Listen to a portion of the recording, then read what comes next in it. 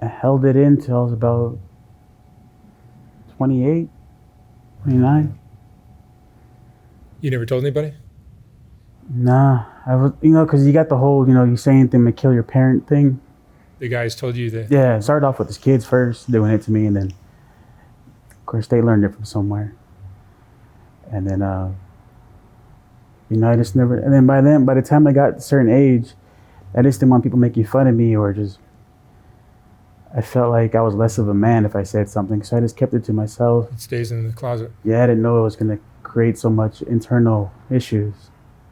But once I went through the addiction thing and I put myself in therapy, I finally released, and I realized a lot of that shit everything stems from that. From the abuse. Yeah. Where'd you grow up? Bakersfield, California. Bakersfield? Yeah. And you had mom and dad? I had my mom and dad, kind of. My father was always there. They got divorced when I was 7. And then they did not joint custody. They went to court, granted mom more time, but she wasn't really there for us. But my dad always did everything he could for us. Why was your mom not there for you? His mom, she was young at the time, man. She, well, now that I know what's going on, she was young, 3 kids, and she still had a life to live, I think when you're that age, you just want to, you're not really sure how to do anything. You just go for it, So, yeah, that's where mom was. Mom was out all the time, and I'll be back by this time, and that time comes, and mom's still not back, so that was kind of weird. But you just get used to it after a while. And then my dad, we would go with my pops. They would switch like Monday through Wednesday, we were with my dad, and schoolwork had to be on the table for checking. Clothes had to be ironed, which I still do to this day because my dad, but my dad he did his best, man, but my dad was a very angry person too. I mean, your wife sleeps with your friends, but you're at work. And my dad worked a full-time job, 2 full-time jobs, while going to college and having 3 kids. And then they get divorced because your wife was sleeping with your friends. It's like, I can only imagine what he was going through on the inside. But, you ask a question and everything was what? Just yelling and shit, So I didn't start talking until I was about 16 because everything that went on is just, I don't know. I always had this like feeling of being shocked or something. Like I was there when my parents when he found out everything. Yelling always put a fear in me, man, to this day. Like I get nervous thinking about shit now. Just to hear yelling, and I lose control over myself and shit. When I was younger, I used to piss myself because I used to be so fucking scared. I don't know why. But Yeah, being yelled at is scary for a kid. Yeah. And then it was always, come here, I'm sorry and shit. But I don't know. I think as a kid, man, my brother was very vocal. My sister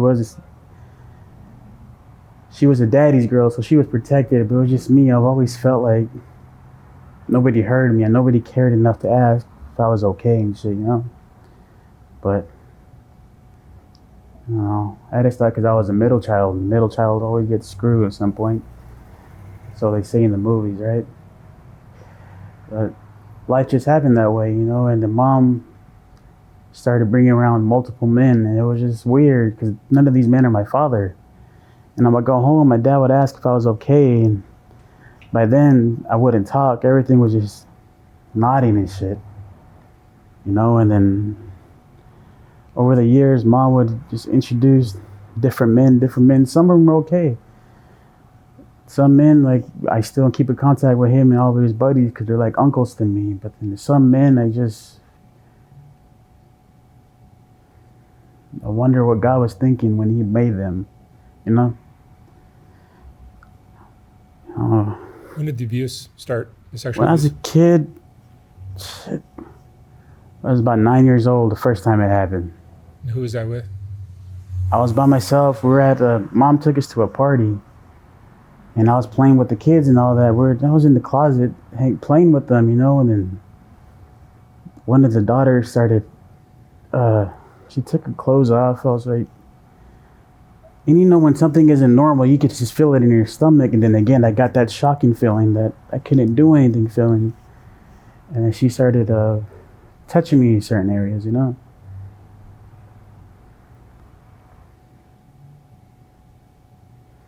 I remember leaving, it was like, that wasn't right.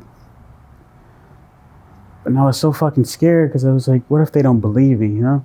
What if something like, I don't want them to think I was doing that shit.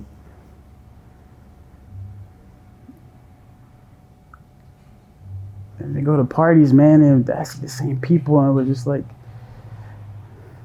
and she'd bring her girlfriend to do it, and it was just like, what the fuck, man? I was a kid, you know?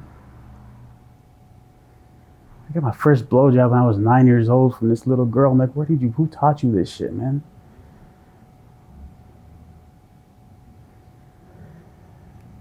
And later I learned where she learned all that from. You know, man and his wife, they would do the same thing, and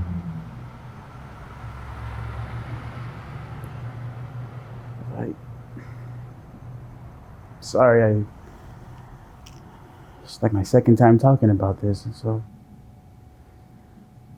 It didn't end there. nah. I wish it did, but it didn't, you know. And then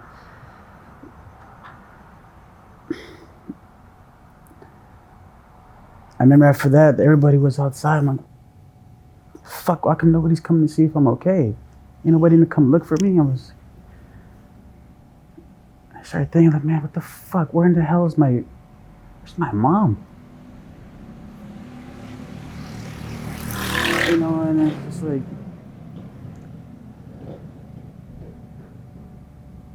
she has to come right now, and mom never came, man.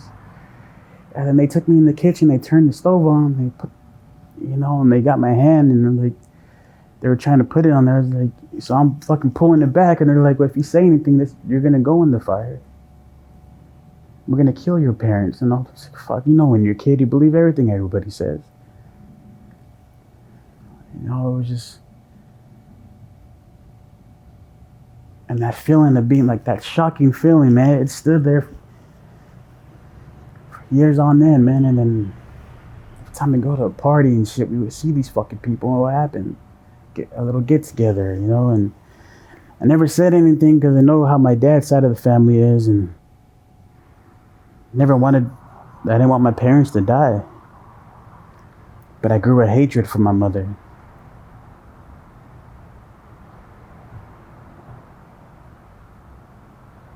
And it was just like, and then I'm gonna go home, like maybe I could tell my dad when he picks us up, but my dad was so angry at the world. Like, I didn't want to make him more mad and shit, you know? But I know my dad loved us, you know? People just have a different way of showing it, and over the years,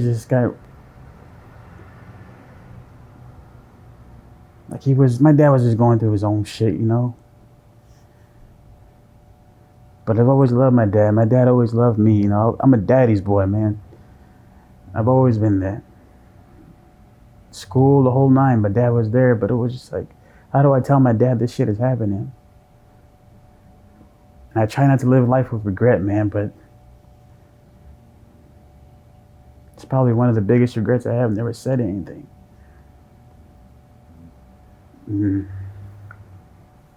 After a certain age, all that shit stops, though. Because you can only beat something so much, you do something, you know? The fuck. And then 12 years old came around, and my brother starts coming around, and like I've always seen my brother, you know, but this time my brother, he had hair like me and everything. And he came home with the shaved head and the cut in his eyebrow and the big t-shirt and all that shit. And he's teaching me that. I was like, what is that? Oh, you're running with those guys now, you know? And he's teaching me, like, the way everything he was doing, smoking weed and all that shit and all that. But I noticed with the weed smoke, that shocking feeling was gone. I was like, oh shit, I like that.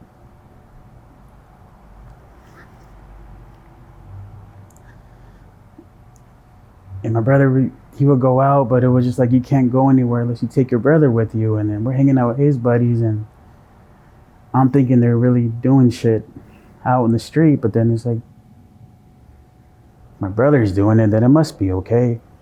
Nobody's telling him nothing.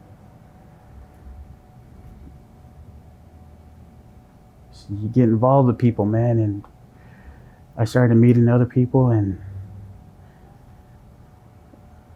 it was just weird because I would hang out with all these gangsters and shit like that, but then I would go home and I would just cut myself. It was just, and then the family just fighting. My mom is taking my dad to court every chance she should get, and we have to go to mediation. They'll make us pick who we wanted to stay with. I'm like, I don't want to stay with my mom. She's never there.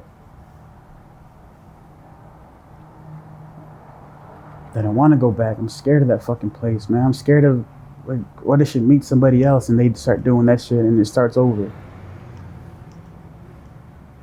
And she would just leave and she would never come back, and she would come back, but it was just like she wasn't being a mom, and I just wanted my mom to love me, and I didn't feel that shit at all, man. And I started to feel angry, and then I would go see my grandparents. My grandparents were the greatest people in the world, man, and that feeling my grandmother gave me, I wanted that from my mom, but I knew even at a young age that shit wasn't gonna happen.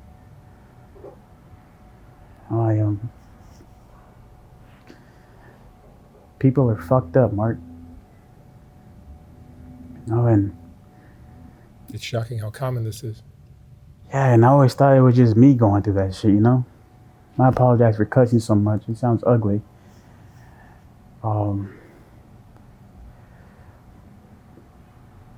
never told nobody, man, and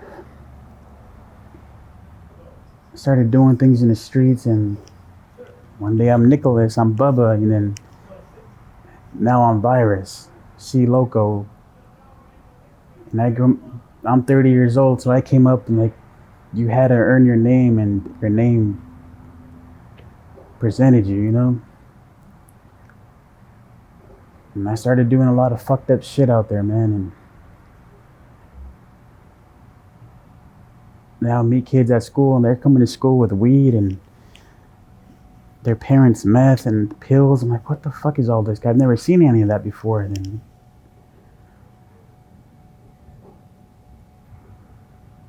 I started hanging out more and more with these people because I felt, at the time, I thought it was what I was missing, And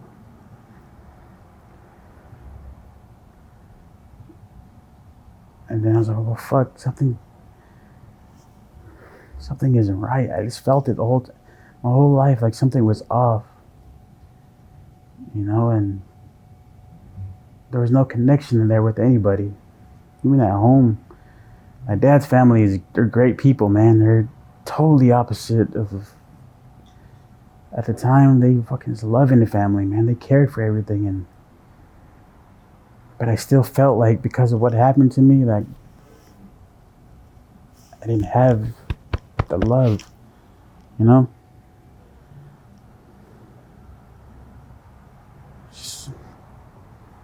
Then I would go out and I'm like, fuck it, I'm gonna go try sports out. And my dad I never played a fucking down of football in my life, and I went to go play. That was terrible. It's like, maybe my mom will come see me play, Maybe she'll see me in a jersey and support me and shit. And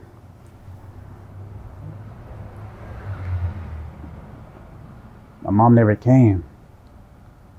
And I didn't play one down in flag football. And like, I would look up and there was my dad in his work uniform, because my dad was a probation officer at the time, and he would take time off work to come see me.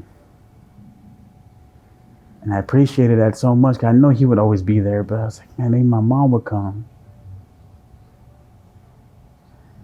And I would call her like, you didn't come to my game. Well, I didn't know about it. Nobody told me nothing. But I'm like, I gave you the schedule. She want to come. But she would go out like a motherfucker though, you know? And the days we were with her, you know, our clothes would be fucked up, man. And my shoes would be fucked up. And her nails are done. Her hair was done. There's a new man, a new purse. You had time for that, but we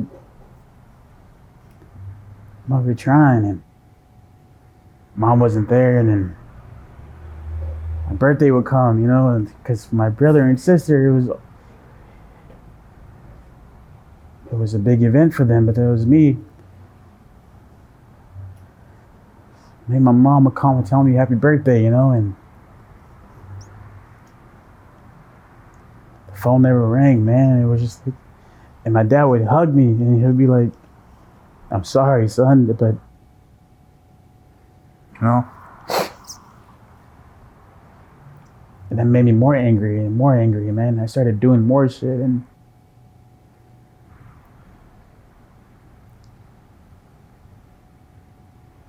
high school comes around. I start taking prescription pills, and I had my first Vicodin for the first time.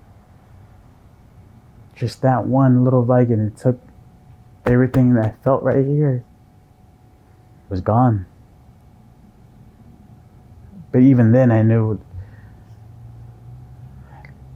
something wasn't right with that shit. There's no way this is happening. How this one thing just take all that pain away, man? And I got addicted to that shit. Not bad, but I knew like if I didn't have it, I started noticing my mood swings and all that shit. So I started selling and everything in school, and it's just weird. But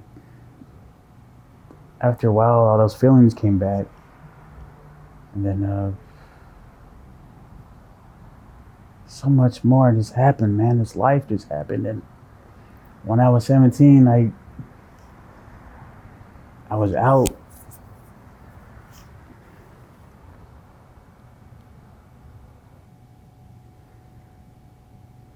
And I see the dude who used to do that shit to me. You know? And by then, I'm just a teenager just filled with anger. You can't tell me nothing. I don't talk at all. I'm going to family functions. I have my AirPod in. Not my AirPods, my earbuds at the time, you know. I just listen to music. Music has always calmed me down, so I wouldn't talk to anybody. Family functions, nothing. So when I see dude, it was just like,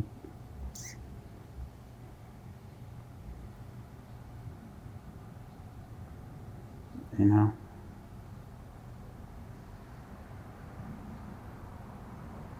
And I approach him and he sees me coming. I have my buddies with me and I tell him to wait right here. And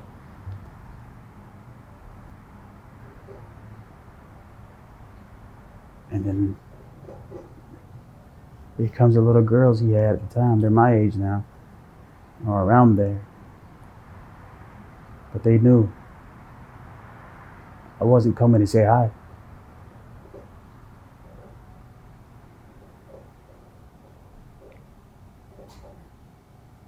You know, you hear in movies and you hear in things that street justice isn't a good thing, but at that time, the feelings I had,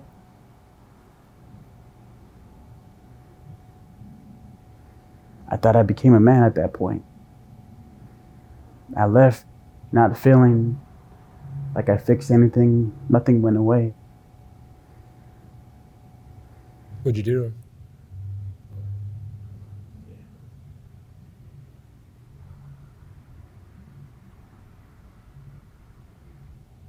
Well, the gun had 10 bullets in it. It came back.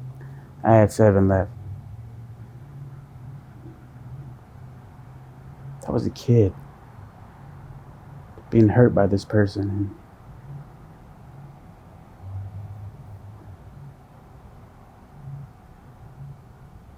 I didn't kill him.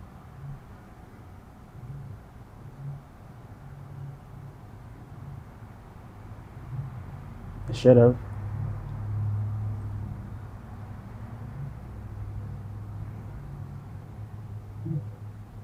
I don't know, man. It's just, did I do the right thing, you know? Here I am feeling a certain way because somebody did something to me and I'm doing something back. That doesn't make it right. But when you're going through trauma and you don't know from right from wrong like that, when you're dealing with feelings, you don't give a fuck at certain points, you know? Then my buddies come and they're like, the fuck you doing?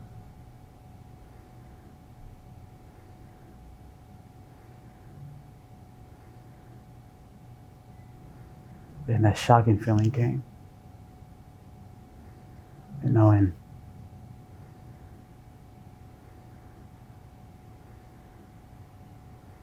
it didn't make me feel better, Mark. No. Time it did.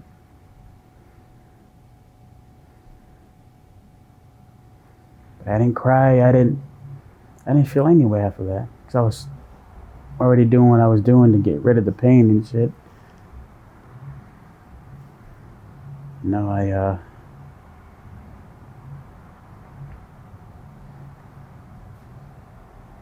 thought maybe if I did that, then my mom would come and she would maybe ask to see me, you know? She sees everybody else. Nah. Then I turned 18 and everything I was doing, I started seeing faces while I was going to sleep, and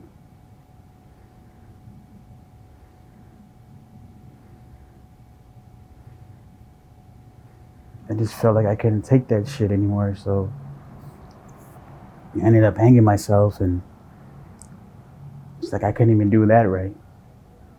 The cord snaps and I tell my high school teacher, like, this is what happened.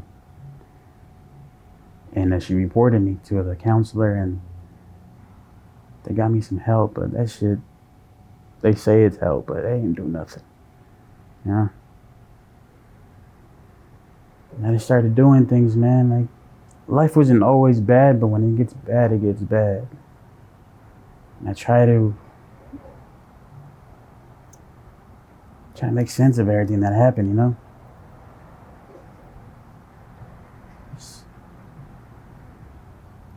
I graduated from high school and it was just like, now what? Nothing changed. I still felt the way I felt.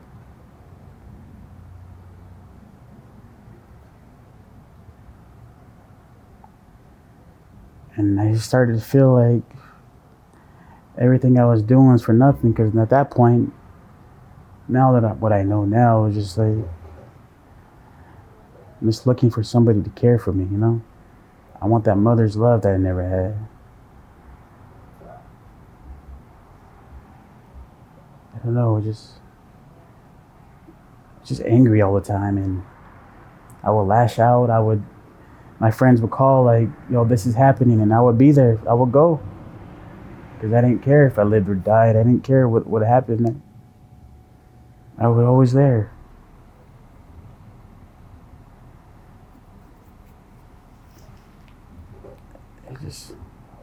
I don't know, man, which is so fucking weird. Life is weird, man. Like, what did I do to deserve this shit? But then it's like, and then you grew up with certain people around you and they're like, you gotta man up. Can't show no feelings. What are you, a bitch? Yeah, so now you're fighting because somebody called you out a name rather than just talking and shit. But nobody knows at that point, like, especially when you come from areas that you don't have time to be sad or time to be vulnerable and all that. That's always been my biggest thing, man. I had a fear of being vulnerable, you know? So that causes me to act out with aggression, and I've always cared about people, man. I always wanted friends, you know?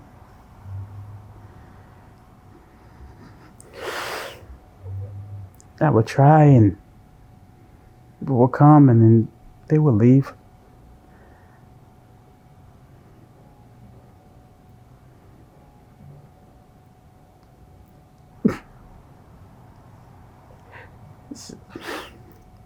Just going through life, you feel like nobody understands you and shit, you know? And I'm doing all kinds of wild shit, and there's like, he just wants attention and all that, and it's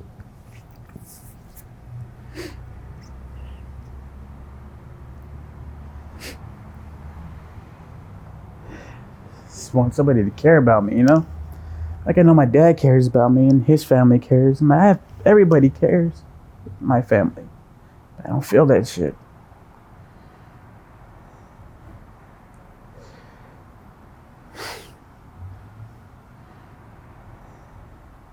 And I'm just so used to being abandoned and shit.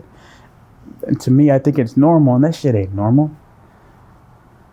We're supposed to have compassion for others. And who am I to talk? I'm over here doing stupid shit.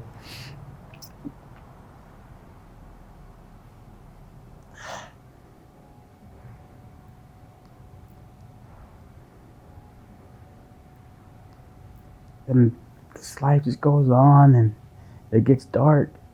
I spend a lot of time alone, man. It was lonely. When I was a kid, I would just be in my room. And we would constantly move, and I didn't talk to her. There's no way I was going to make a friend that way. So movies became my friend. To the point where I could recite every damn movie I watched.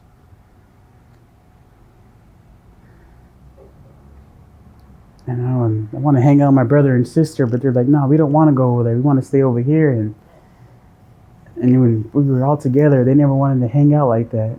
Because they were, everybody has their own personality at that point. Everybody has the things they're interested in.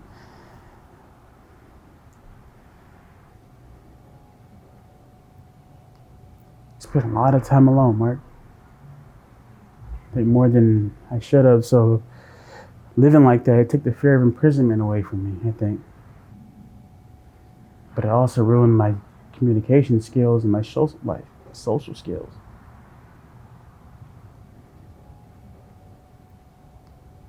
So when I go out, I get that shocking feeling. I just want to go home.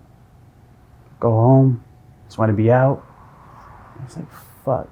I knew I was depressed though.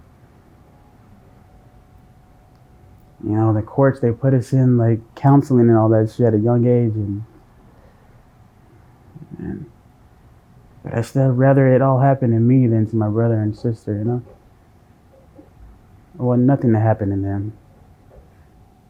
Like even to this day, I wish all the bad would just happen to me because I don't want them to ever feel how I feel at night sometimes, 20s would come and I turned 20. I was like, well,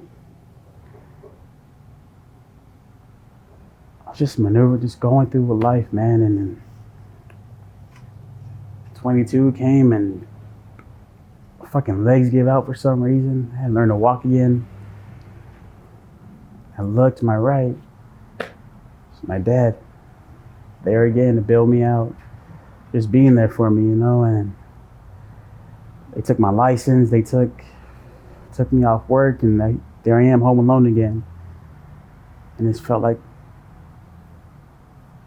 I was nuts, man. And then the doctor prescribes me Norcos, and I'm back down the rabbit hole, I guess. It was so fucking dark, Mark. At that point, you're 20 years old and you're still doing the same shit. You're going through the same shit. You don't think anything is going to happen, Nothing's going to change. And I'm just doing things for people I shouldn't be doing. I'm putting my freedom at risk for people. Now I know they don't give a damn about me. People are my friends. They get in trouble, they call me up. And like a fucking idiot, there I go. In my 20s, the mid-20s. It's life. And then fentanyl hits Bakersfield, and that shit was no joke. I didn't know it was fentanyl at the time. I just ran out of my prescriptions for my legs. My legs fucking hurt all the time. I was walking with a cane for a while. And then I found these things, and When people say they're possessed on drugs and shit, that's what that is, man. I got to a point where I was snorting them 15 to 20 pills a day. And I'm thinking nobody knows. You know, I've always been one to cut my hair. I've always been one to iron my shirt every day because that's what my dad showed me as a kid. And I didn't cut my hair for a long time and lost a shitload of weight. And, you know, I lived with my brother at the time, and he came home one day and he yelled at me. I don't let nobody, to this day, I don't let nobody yell at me. Because I don't want that shocking feeling, you know?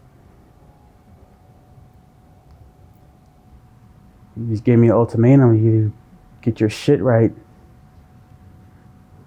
or we're not going to be brothers anymore. Then we have a childhood friend. He told me the same thing. He's a big old dude. He's about your height, Mark. Big old dude. He's never yelled at me before, but you know when somebody yells at you, though, it's like in a certain way that you know what they're saying is the truth. Ain't no lying then. And then my dad and his new wife came. My dad didn't yell at me. So but you let me know he wasn't giving up on me. They both did. My stepmom, I don't call her stepmom, that's my mom. Because she took that lady's place and they got me help, and I knew like this was it. This is my last chance at fixing everything. This is the end of the road. Either you go this way,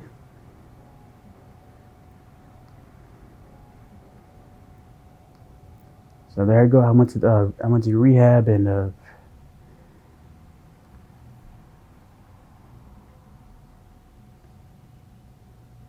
that withdrawal state, man, that shit was. I never knew about withdrawals because I got everything. I was getting this shit from my buddy, and it was an endless amount. But man, those withdrawals. I'm not a tough guy at all. That shit right there, man, you gotta have your balls screwed on tight for that shit. And I get to the rehab place and the detox center, the detox floor, there was a COVID outbreak. So they shut it down. So they started putting people going for detox. They put them in the mental health ward. And some of those people are from county jail getting observations and shit. And they're trying to run the unit like it's a prison. You know, I'm no stranger to fighting, being aggressive. So there I am fucking withdrawing, Mark. And these dudes come in trying to run this shit like a prison. So they gave us little toothbrushes to brush our teeth, and they let us go outside to play with chalk like we're kids. I keep forgetting we're in the mental ward. Some of these people are kids. They're fully grown, but they're kids. I took a toothbrush out there and I put it under a chalk. And I just started going back and forth on the floor. And they're thinking I'm just making a mess with the chalk. But I'm really sharpening the fucking toothbrush at the bottom. I'm scared. And these dudes, just face tattooed, and a lot of them are my age or a little bit older. And not the kids now, and you have a tattoo on your face, you could be anybody. But you could tell these guys got them when it meant something. And they're stealing people's snacks, they're going around smacking people, and I was like, oh no. So I gotta put that withdrawal shit, I gotta put that to the side. And dude comes in and we get it in. I'm not gonna let nobody put their hands on me, so I just take off first. I have nothing to lose at this point. I've been doing fucking fentanyl for about a year straight. I was snorting pills. Everything I had went into that shit. But just doing that one thing, it set the record. I let everybody know that when nobody gonna touch me. Then I go back in my room and I start crying, man. So I don't want to be harmed. Mm-hmm. That shock feeling came back.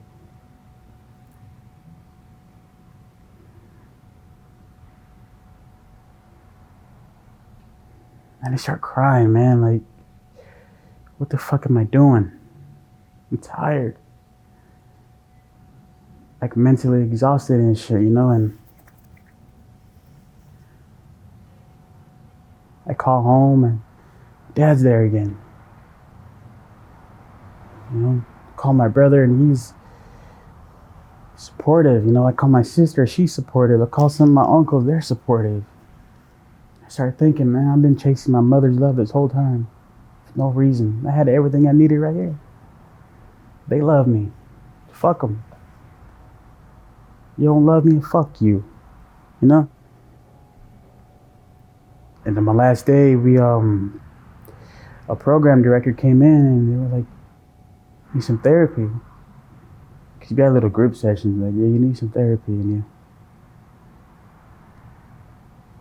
And I knew this was my last chance to get it right. This is what I need to fix myself. So I agreed, and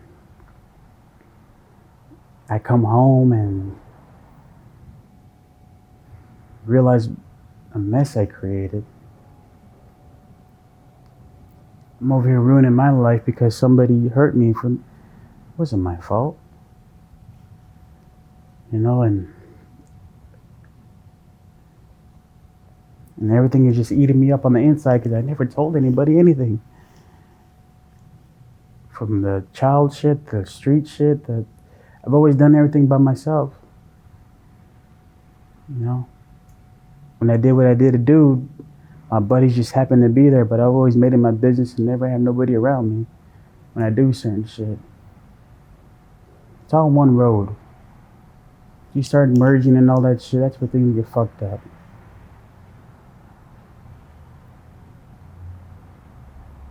I start going to therapy and I meet this woman, Valerie. She's a therapist there. Then I meet Randy and they start giving me papers about assertiveness and passive aggression and all that. I've never heard of any of this shit. And we start processing how you feel that day. And everybody is they're just there. You can just tell they're just there to kill time, or just there because they're appointed to. And I was there to get help, man. And every day it was always a little more push, but I wouldn't talk. And they needed an answer because it was a group therapy thing. So I've always sat next to her because I knew I had to trust somebody in this room. That was the only way it was going to work. I trusted Valerie. And the whole time she's getting answers out of me, and I didn't know I was giving her the keys to the locks in my mental, And she got in and she broke me down, but she built me back up. She replaced all that darkness in me with hope. Her and Randy, the program director, and they're building me up, man, and they're supplying me with the tools I need to fix the things in my house if they ever break on the inside. And I start feeling happiness. And I start meditating. I start listening to a lot of pianos, man, and people tell me, you should listen to Kevin Gates. He reminds me of you. And I never heard any of his music, and never met that person, man, but we click. The music is just everything he's saying. I could feel that shit. And man, by the end of that program, it was a 3-month program. I went in there mad. I had a hoodie on. I wouldn't talk to anybody. But when I got out, man, I was making jokes. I'm smiling for the first time. People see it, They're like, you're different now. I started meditating and I started doing everything on that pamphlet they gave you, and I would apply it to my everyday life, And I started feeling happiness. I took up, because I was never big on religion. Thought I was.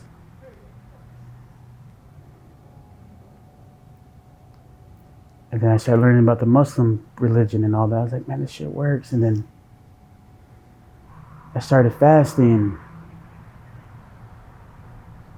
and it's working. You know, I start to feel this feeling, man. It's just happiness. I'm so fucking happy. Like, I didn't even want to go to bed because I didn't want to miss out on the happiness, but then I want to go to bed because I'm going to wake up and feel the same way tomorrow. So I'm there, you know? And it's there now. Just went through all that shit, man, and I found the happiness I've always been looking for. It was within me the whole time. You know, then I came across your channel. And I hear Marisol's story. I'm like, damn, she's been through it. And then here comes Sharp, you know, and he's saying transform yourself. It's a gift we all have, but we lose it. You gotta go find that shit. That's what makes you strong. I was like, man, this guy's talking that shit. You know, and I see other people, man, and I think about the Whitakers, you know, everybody on your channel. I'm like, everybody goes through something, man. It's not just me. So that made it easier it wasn't okay what happened to me, but it made it easier to process, you know? And then I see my mom. And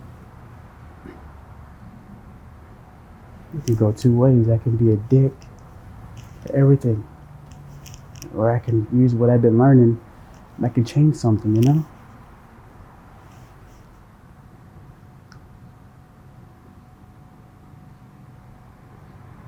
And I started thinking about everything I've been through as a kid, as a teenager, earlier, young adult. And I started thinking about here, I can't pick sides anymore. I can't go through life blaming people and holding that guilt because I'm learning this is all trauma.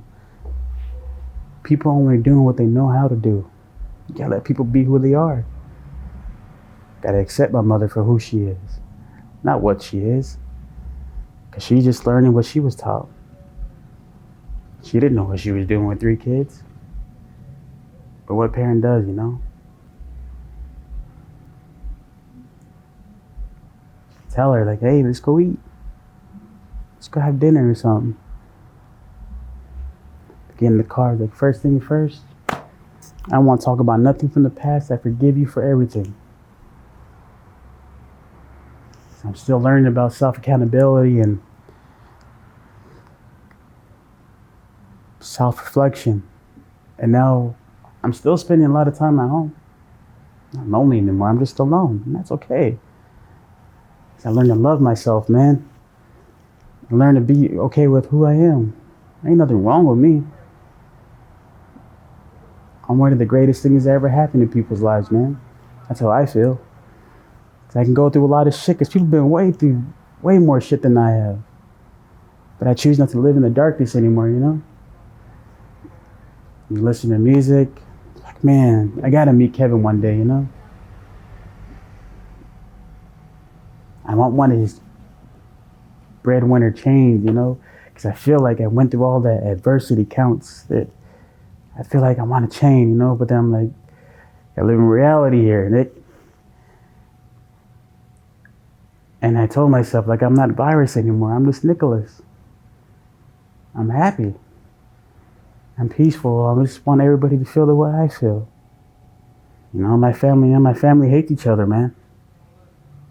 They try to get together for the holidays and you can just feel that tension. You walk in there, you can just cut it with a knife, man. And it's just like, well, fuck what you guys are doing because this is what we're doing. So me, my brother, and my sister, man, we call each other like, you know what happened? We don't even care.